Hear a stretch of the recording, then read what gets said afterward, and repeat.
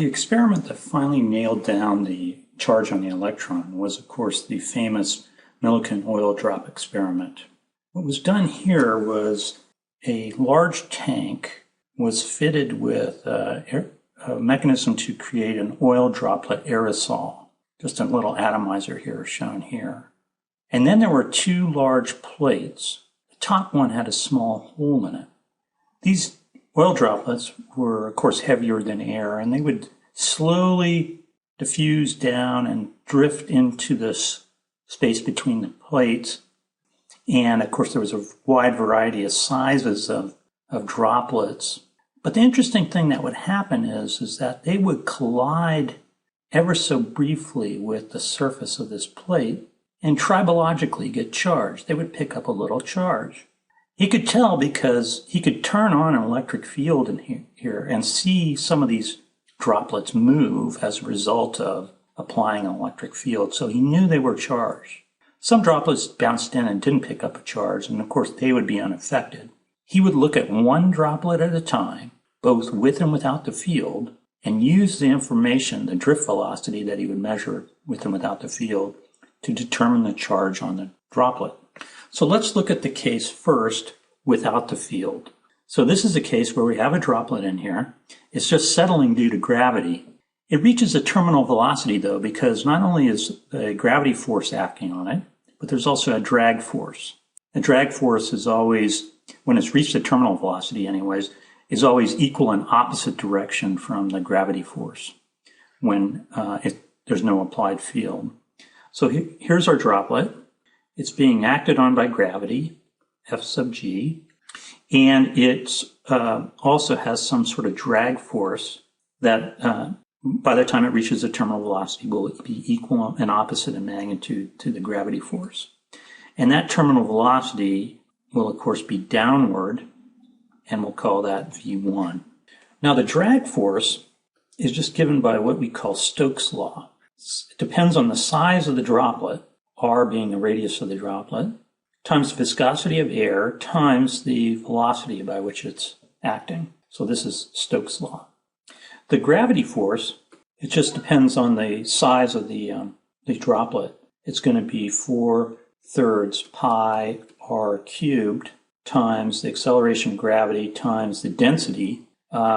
We'll actually put in the correction factor for the fact that it's buoyant, right? It's the difference in density of the oil and the density of the air. So that'll be the buoyancy factor. At the terminal velocity, the gravitational force will equal the drag force. And so I can substitute these two expressions into here and in fact solve for the radius. So in fact, for any given particle or droplet, he could measure the drift velocity, the terminal velocity as it was falling, and estimate the actual size of the droplet from that.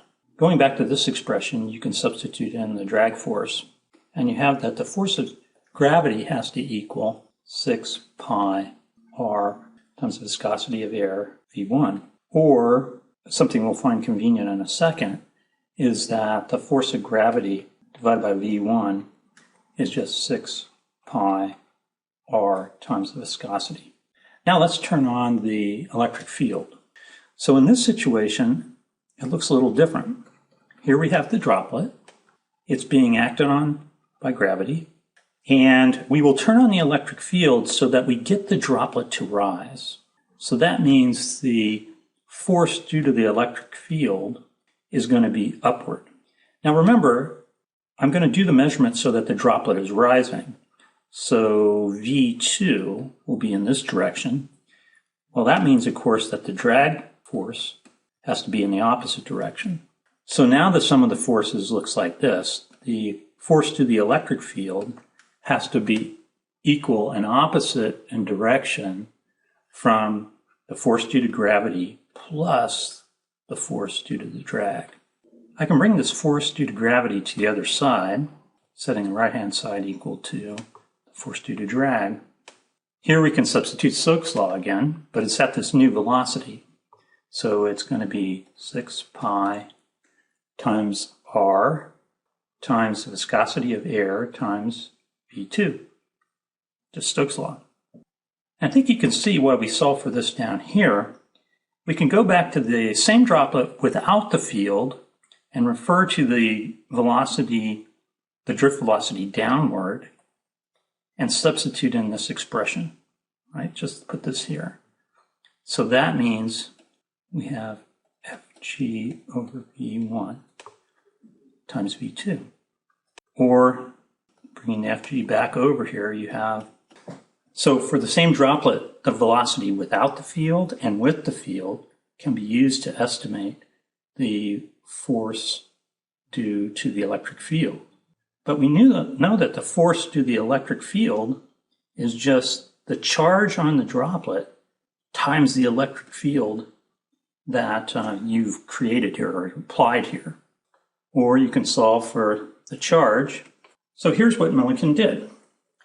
He measured the velocities with the field and without the field for a given electric field. And then he used his estimates of the force of gravity determined from this, right? So he could solve for R, plug it in here, and get the force of gravity. And so he could calculate the charge for each one of these droplets that he was measuring. Now, of course, each droplet had a different charge. And so he measured hundreds of these droplets.